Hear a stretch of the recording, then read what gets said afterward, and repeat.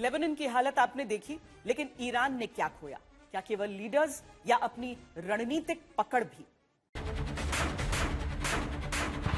28 फरवरी सुबह 7:30 बजे इजराइल ने ईरान के खिलाफ शुरू किया ऑपरेशन रोरिंग लायन और अमेरिका ने शुरू किया ऑपरेशन एपिक फ्यूरी। इस तरह इजराइल अमेरिका ने मिलकर ईरान के खिलाफ 30 दिन पहले जबरदस्त हमला बोला था। Iran's formerly supreme leader, Ayatollah Khamenei, is dead. 28 फरवरी को पहले ही दिन के हमले में ईरान के सर्वोच्च नेता खामनेई की मौत हो गई। पहले दिन के ही हमले में मोहम्मद पाकपुर मारे गए। वो IRGC के प्रमुख थे। अली शमखानी 28 फरवरी को ही तेहरान में हुए हमले में मारे गए। वो ईरान की सुरक्षा और परमाणु नीति के बड़े फैसलों में शामिल थे। अजीज नसीरजादे, जो ईरान के रक्षा मंत्री थे, वो भी उसी हमले में मारे गए। अली लारिजानी 17 मार्च को मारे गए। वो राष्ट्रीय सुरक्षा परिषद के प्रमुख थे। इस्माइल खातिब 18 मार्च को इजरायली हमले में मारे गए। वो ईरान के खुफिया मंत्री थे और देश की आंतरिक और बाहरी सुरक्षा की जानकारी जुटाने का काम देखते थे। अब्दुल रहीम मौसवी सेना प्रमुख थे और सभी सैन्य शाखाओं के बीच तालमेल बनाते थे। 28 फरवरी को हुए हमले में उनकी भी मौत हो गई। गुलाम रजा सुलेमानी बसीज फोर्स के प्रमुख थे और 17 मार्च को मारे गए। बेहनाम रिजाई 26 मार्च को बंदर अब्बास में मारे गए। वो नौसेना खुफिया प्रमुख थे।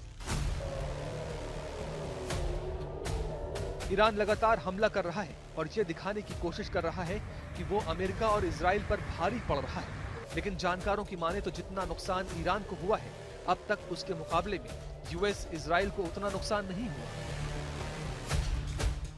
ईरान का डिफेंस सिस्टम खत्म हो गया। इजराइल जिन इलाकों में चाहता है वहां बम गिरा रहा है। ईरान की नौसेना खत्म हो गई। अमेरिका ने सारे डिफेंस जहाजों को पानी में डुबो दिया। ईरान में सिर्फ मिलिट्री एक्टिव है।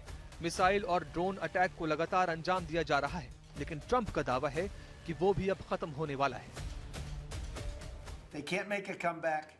We're free to roam over their cities and towns and destroy all of their crazy nuclear weapons and missiles and drones that they're building. And we're doing that. They now have a chance to make a deal, but that's up to them. And they'll tell you, we're not negotiating. We will not negotiate. Of course they're negotiating. They've been obliterated. Who wouldn't negotiate? They are begging to make a deal. अब missile की ताकत से lace Iran का सिर्फ होर्मुज पर कब्जा है। होर्मुज में जहाजों पर हो रहे हमलों की वजह से पूरी दुनिया में तेल संकट का खौफ है। इजराइल और यूएस ईरान के हर संदिग्ध टारगेट को लॉक कर खत्म कर रहे हैं, फिर चाहे वो न्यूक्लियर रिसर्च सेंटर हो या फिर पानी घर।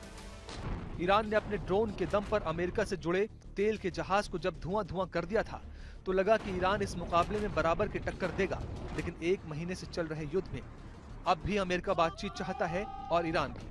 हालांकि दोनों की अपनी अपनी शर्तें हैं।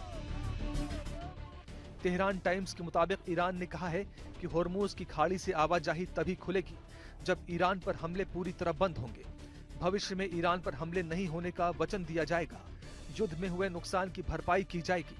होर्मुज पर ईरानी वर्चस्व को मान्यता मिलेगी और ईरान पर लगाए गए तरह तरह के प्रतिबंध खत्म किए जाएंगे। ईरान को अब तक बड़ा नुकसान हुआ है। सैकड़ों सरकारी दफ्तर खत्म हो गए हैं। हजारों की संख्या में लोग मारे गए हैं। 1 महीने की इस जंग ने साफ कर दिया कि ताकत सिर्फ हथियारों से नहीं, बल्कि रणनीति और गठबंधन से तय होती है।